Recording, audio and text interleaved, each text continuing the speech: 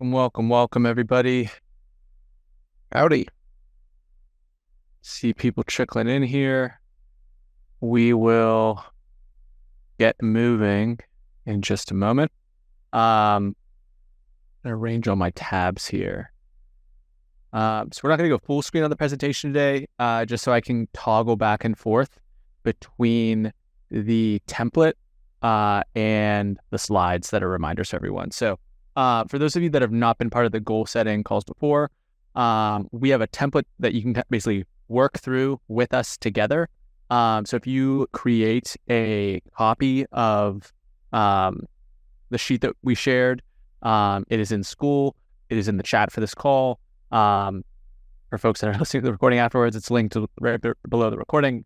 And the idea here is this is more of a workshop than a listen and nod and ask questions at the end type of deal. So goal here is to get clarity on Q3, goals that you're pursuing, objectives that you're pursuing, create the outcomes. And the whole idea here is that fuzzy goals don't get hit. Like, I want to do better. I want to make more. Like, that doesn't get us somewhere tangible and clear. That we have a well-stated problem. We're going to, be able to solve that problem relatively effectively. So Hannah's blowing me up here saying that she is trying to get into Zoom and can't figure it out. So we can make fun of her whenever she gets here. But to move on, we're at the midway point. And something that we really haven't done for a while, many of you maybe filled this out as part of the questionnaire when you onboard into the guild. It's a good thing to check back in on, is what is your big vision? Like, what is the reason that you're here? What is the reason that you want to make videos? What is the big outcome that you are pursuing? And some people would call this like a 10-year vision or a 3-year goal or something like that. And I'm not going to, I'm saying 3 years here just because that feels more tangible and like real to me. But if you're thinking bigger and broader than that, by all means, expand the scope, open the aperture, and go in that direction. But before we get drill all the way down to what are we doing in the next 90 days, before we touch base on our goal for the year, or maybe amend goals that we've set for the year, I want to talk about just what the big vision is generally. And I can share mine with you as you're kind of thinking on that, because I know that is not a quick, easy question to work on. If there's anything to come back to after this workshop, it's probably that question. But mine's relatively simple. I'm trying to scale Piper Creative into being a multi-million-dollar video agency that's helping 100 businesses increase their revenue with video. If I'm doing that, life is good on multiple levels. I'd like the Aaron Watson YouTube channel to be over 1 million subscribers, reach a global audience that's interested in geopolitics and economics, have a lot of cool conversations. Sidebar there, like the opportunities that start coming your way. I had someone reach out to me who's interviewed 2 of my favorite authors on geopolitics to be a guest on his show. And I'm completely intimidated. I never get intimidated by a podcast appearance. And I'm genuinely intimidated to potentially be on that show. So that's the cool thing. You put the content out in the world, people see it, they're interested in it, they want to discuss it. Good things come your way. And then the last part is to provide financial security for my family and the team members who work at Piper. We have a husband-wife duo that works at Piper. Like, their family, their son are dependent upon the revenues that we make and our capacity to, create that security financially for them as well. So I generate a ton of meaning through that. And that gives me a lot of motivation to go attack the quarterly goals, because I have that big vision on the horizon that I'm chasing, I'm pursuing. So worth some time there, and worth iterating too. Like, write your first reaction down and then move on to come back to it in a short period of time and re-engage with it. So if we're reviewing our 2024 goals, we like them to be animating, clear, and attainable. And we also, this seems simple stuff, but we'd like it to be aligned to that big vision, right? If you're saying I want the big YouTube audience, or I'm saying I want to sell a lot of product, and then your goals for the year, and then therefore your quarterly objectives and goals don't align to that big vision, there's a issue that we can nip in the bud right here, right now. So if you're headed in the template, that is the third element there. Check in with whatever those 1, 2, 3 big goals for the year are, who the owner is, who you're collaborating with, and what the progress is. My big one, I said in the beginning, process goals give me momentum. knowing what my output's supposed to be for the year gives me a lot of clarity. And what he's saying doesn't have permission for the template. Is anyone else experiencing that same issue? No one's having Yes. Yeah, I'm having the same. permission. All right. I haven't requested permission after I got that, but I am having that issue. All right. Let me try to resolve that right here, right now. Apologies. Right. What is the quick and dirty way to solve this problem? Can I share an Excel file in a Zoom chat? This will be a learning.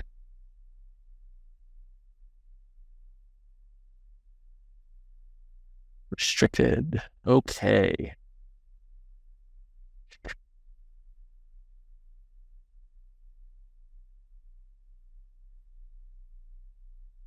Apologies, everybody.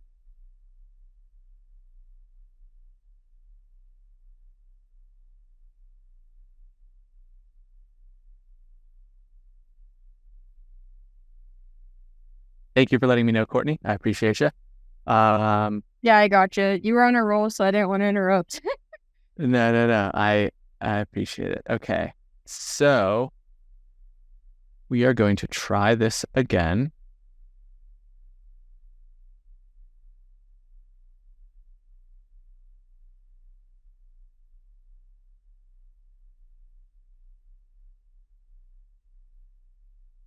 Anyone with the link?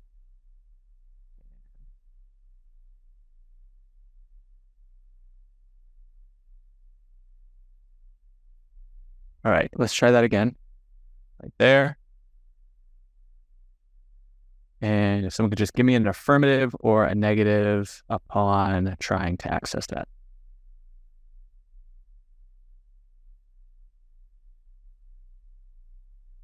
Thumbs up from 1, 2. Cool. Wonderful. Update this right now. Apologies. Fun question, because I was just going off of I made a copy from Q2. That template had, which I can look through this myself, but off the top of your head, were there any major changes with?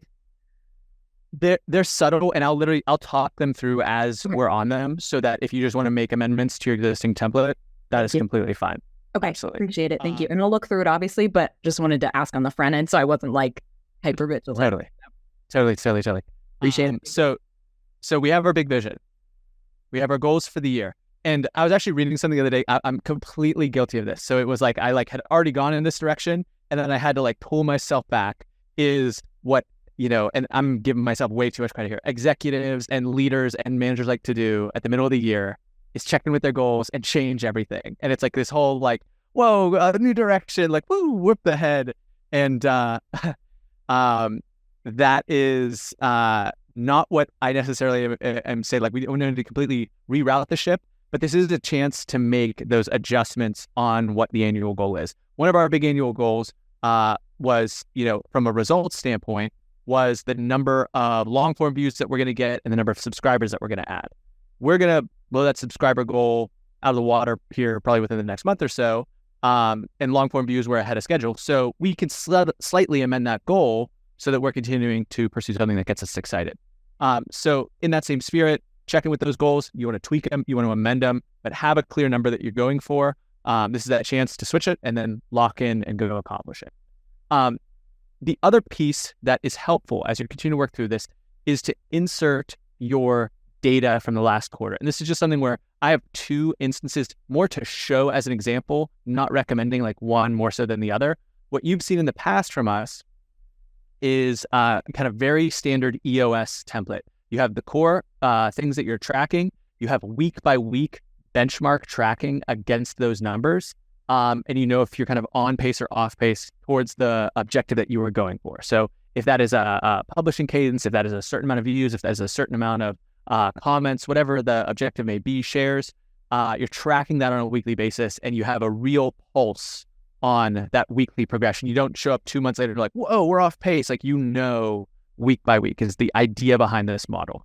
What we've been moving more in the direction of, though, is because we have editors with multiple creatives touching different parts of the production process, we've realized that, and the other mistake that we've made in the past we've talked about is having multiple owners to a goal being a real issue. We have given specific creatives ownership over specific projects that are being delivered. So this is actually what more of our goal setting looks like. And I know this is a bit chaotic here, so I'll try to explain it. We have our video essays. We have different editors, Stephen and Jess. Their metrics are average percent viewed and average view per viewer. And we can see positively or negatively, did we hit the benchmark? And then your girl Hannah is trying to hit a click-through rate number, and we can see which we're hitting that and which we're not. Same thing with our intro retention, where we're keeping 70% or more people through the intro of the video essay. And we have that clarity for us at a really granular level that tells us how we're doing on all these disparate goals. Joey's was to move in the direction of what we call a composite score, average percentage viewed and view versus swipe away added together.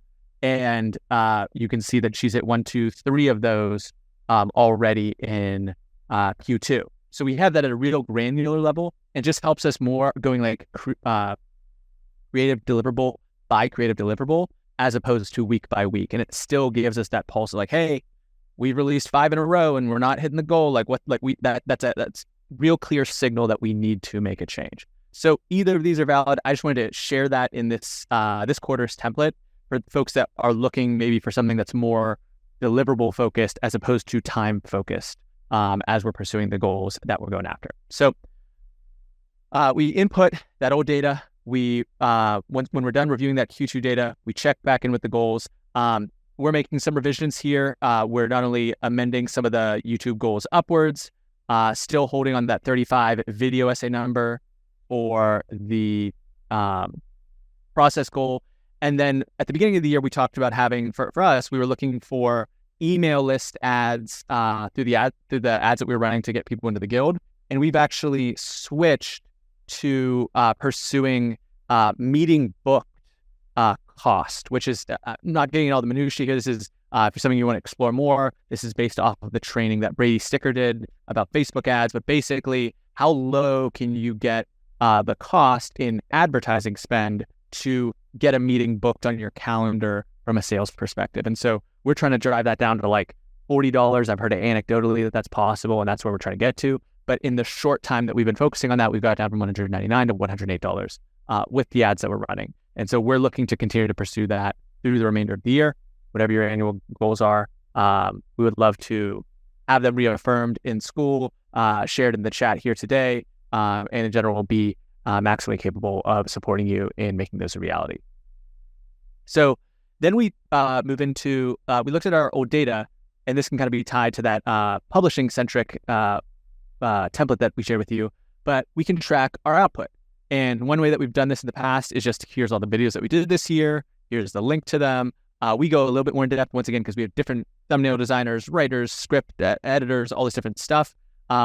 But this is a good way to just be like, how many did we actually put out? Where are they? Can I reference them? Can I review them quickly? Can I look for just patterns in the titles of videos that did particularly well? And then we have our really hardcore, because we have such aggressive production goals. And Courtney shared her template after Q2, and she just went no effing way on potentially doing this whole structure for the content that goes out. But we basically go week by week on, are we on pace to produce all the content that we said that we were going to produce? We can see where we're ahead of schedule, behind schedule, so on and so forth.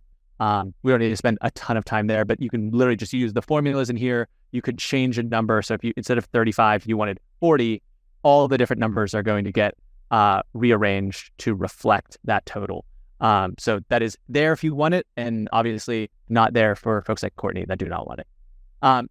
So all of that's kind of data input, analysis, reflection, but I like taking all that in because we need to have a clear picture. We're halfway through the year. Like, do I have a clear picture on what I've done, and how does that inform what I'm going to do in the remainder of the year? We think we're better at YouTube than we were at the beginning of the year. So we would expect similar, if not better, performance of our videos, just purely off the basis of Hannah's refinement in thumbnails, my refinement in writing scripts, Steven's refinement, Jess's refinement in the way that we edit this stuff, so on and so forth. So from that positioning, we then want to start to brainstorm what are the pieces of content that we should be, could be, might be producing in Q3. And this is where I'm going to shut up for a second, give everyone a little time to think. But if we think about all that data input, think about what we've published, think about the results, we go to the brainstorming document. I've just put a line here and I've broken up 2 different categories of content. One, I call the proven winners. On our channel, we have this proven formula, why insert entity will win or lose, insert time period. That is a winner for us over and over and over again.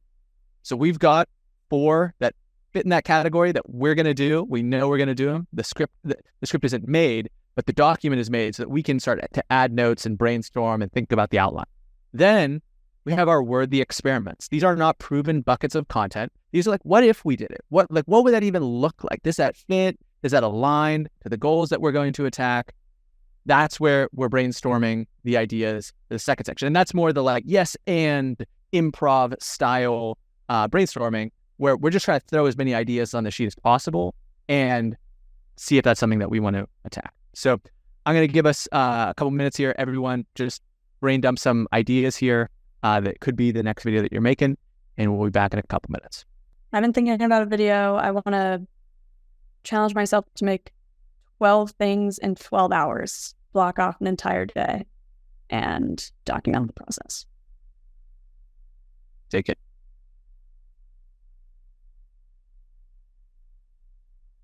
I'm planning to shoot it this Saturday. So it's not particularly Q3, but...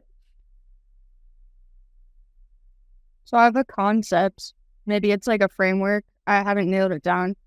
But like one of the big things that I preach is like, I think you should try everything and like see if you like it. And there's a lot of opportunities to do that in climbing. But there are certain things that like, I say I hate crack climbing, but like I've done it once barely. And I hate kilter boards. I've kilter boarded like once. So I kind of have like an idea for a series where I would just be like trying the things that I don't like in an effort to like practice what I preach. Yeah, but I haven't really like fully fleshed it out yet. Love it. There should be some fun there in title and thumbnail ideation. So please let us know when those are a little bit more developed.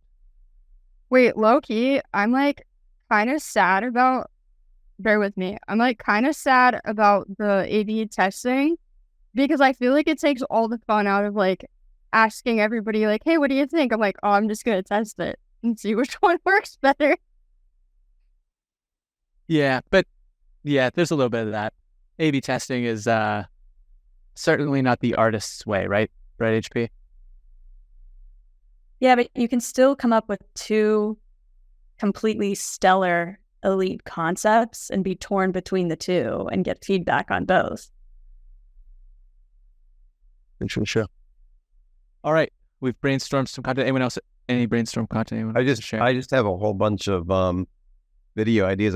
I finally got off the toilet this week and started to post. So my promise to my business coach was to post every day on social media and whatnot.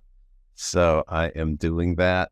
And along that line, I've developed a whole bunch of ideas that I would like to explore. So it's going to be really just trying a little bit of that until I sort of settle in and decide what works, what doesn't work. And so I am in the realm of experimentation and trying to figure out software and that kind of stuff. So see what my limitations are. So Word. Excited to see you start posting. Let's share them when they're up and let us know how they perform. Okay. Beautiful. So now we have ideas. We then have to talk about the feasibility of these ideas. And there's stuff that, the rock climbing one is the easiest example, but I've now got some crazy dad spatulas in my house. I could maybe start referring to that. Like I could try to find. How did you get them? Did you break into my house? Yeah.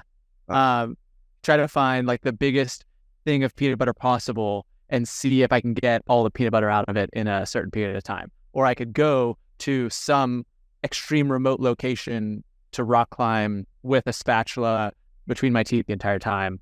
or as extra weight. I don't know. I'm doing this on the fly here, but we all acknowledge that there are feasibility limits to the ideas that we're developing content-wise. And so the point of the team and the resources here is what is feasible, what can we actually accomplish, but then also where is the constraint? Where is the biggest drag on either the progress that you want to make, the quantity of videos that you want to make? Like, what is the actual constraint here? Can we identify it and then make that the next action, right? I don't need a second thumbnail designer. I have HP, right? Like that is far, far, far, far, far from the constraint on my creative system. The creative system has been script writing and then having a second videographer to sometimes go do a client shoot while we're also producing Piper content here. So the big two new additions to our team are, we have Nick doing a ton of videography for us on his own, just a huge unlock. And then I had a guy write an incredible cold email to me, and we're testing him out as a script writer to see if he's someone that can fill in and assist from a script writing standpoint. So TBD, these names might not necessarily be on there in the Q4 planning, but that is the constraint that we identify on our content system. And whether that's an additional friend for feedback, someone willing to come with you to shoot on location, someone who is, there to give you feedback and say, yeah, ship this thing, it's ready, go, do it. Those are all things to be evaluating as you categorize your team and your resources for producing the videos that you want to make. So next thing we got here after team and resources is to just throw down your ideas for what your Q3 objectives are going to be. And my preference here is to try to put as many potential objectives as possible and then pare it down. Like, they say like write and then edit, don't try to do those simultaneously.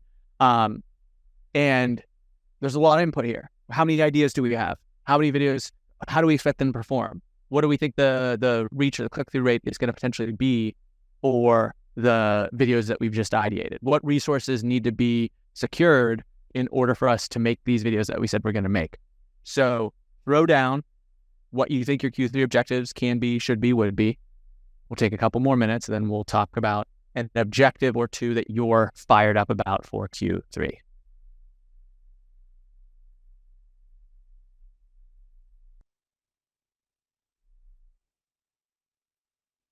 All right, who's got an objective they want to share?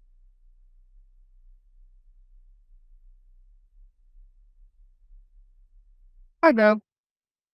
I put 75% retention on an intro, which I don't know is realistic. I might bump it down to 70 because I'm getting more views, so it's harder to retain. But something I'm really interested in is on my core, New River Gorge File series. I am starting to systematize my intros. So I've looked at 4 different ones and seen how they all perform. And then 2 of them, I wrote down every single thing about what was in the intro for all of them. And it was actually really interesting. The 2 that performed at 50% retention were super similar. And the 2 that performed at close to 70 were super similar. And so I'm just doing more of what were in the 70. And my goal is to just keep iterating on that specific intro, because part of the problem for me is I want to be creative with my videos, but I have no problem getting people to stay with something thing and then leading into the actual video. So I'm actually really stoked about it because I've never been very interested in having a set thing. And now I'm excited because it's an experiment. Love it. It's absolutely possible. We've done it multiple times. I don't think it's niche specific, so set the bar. It's absolutely possible. You can do it. Anybody else? I have a few goals in a couple different directions. So I'm wanting to grow the momentum of posting one short form video a week. We fell off the track, some personal stuff happened, but we're back, baby. So continuing that and cross posting on TikTok and now YouTube. And then my goal is to have 2 like slightly longer form, or at least more like more scripted videos for LinkedIn that are focused on like a company profile, like we've talked about previously. I want to keep that number small so I can just more than one, so I can't over fixate on one. I have to get at least 2 out, and hopefully that'll build momentum again. And then also a second, less shitty draft of a website, because I'm working right now on my first shitty rough draft, and I'm hoping in Q3 I can do a less shitty draft of it. So get that there, and from there work on like a newsletter opt-in and kind of like go from there. So, but baby steps in terms of quality. So those are kind of the 3 directions I'm wanting to focus on. We shall see, Absolutely. but excited. Love it. Thank you. Chris? Posting regularly? That I was think I'm more in the line of setting a goal to get my goals set at some point when I access. I've wrap my head around it about what it is that I should actually be concentrating on, given the whole field of what I'm about to get into here. So I think ultimately the bottom line is sales numbers, but I'd like to backtrack from the sales numbers into what I think engagement numbers need to be. yeah. So even getting clarity on that ratio, like what is the ratio of views to sales, or what approximate like that? Yeah, exactly. I don't know. I mean, I have no idea. I mean, I don't know if I might get 10 views and 1 sale out of 10 views. You never know. I mean, it wouldn't necessarily surprise me about that, but I think 1 to 100 would be awesome. So, but I have to begin to begin to track stuff to get an idea of what my goals would be. But right now, all of my goals, all of my objectives are in terms of production. So, we have some cool ones. I'll share more details here shortly. But remember, one person owns each objective. We don't want to share these. That was a huge pain point learning for us last quarter. And no one has more than 3 objectives, because once again, it's like, if I have to like prioritize objectives, like, are they really objectives, or are they like nice to have projects? Is there an essentiality to it? So a couple of my 2Q objectives. I am behind pace on my scripts, so that is the reason that my Q3 goal for scripts is high. The second reason is that I need to record a bunch of them in Q3, because Hannah's going to be gone in Paris for almost an entire month and not there to help me record them. So yay for her, frustration for me. I am easygoing about it though. We had the composite score with Joey on those SVVs. This should have said 3. My apologies to Joey, who is editing this. And we have hit all of our video essay goals for average view direction and average percentage viewed. And there's an interesting story here with the 5% click-through rate on title and thumbnail combos. Thanks, Courtney. So that means, more scripts need to be completed, but we've amended our objectives in Q3 a little bit. We're simply saying video essays hit a view threshold. All the crazy back-end numbers, we learned that it was kind of disconnected for the editors. Like they didn't really connect to, I'm driving AVPV with this edit. Like it just didn't resonate with them. And it also felt detached from like, am I able to give Aaron feedback on the script? Am I able to ask him to restate something because I think that it's slow here? And so we've empowered them more, because this thing needs to be viewed. It needs to be satisfying.